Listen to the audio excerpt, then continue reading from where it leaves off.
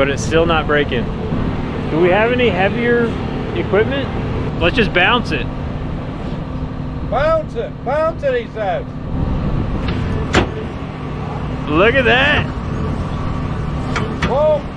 So it looks like with our current situation, we can't get over 10,000 pounds on this hitch. He's bouncing on it hard. But where the Cybertruck broke, the Dodge is not breaking. I mean, that does go to show that at least this hitch on the steel frame is stronger.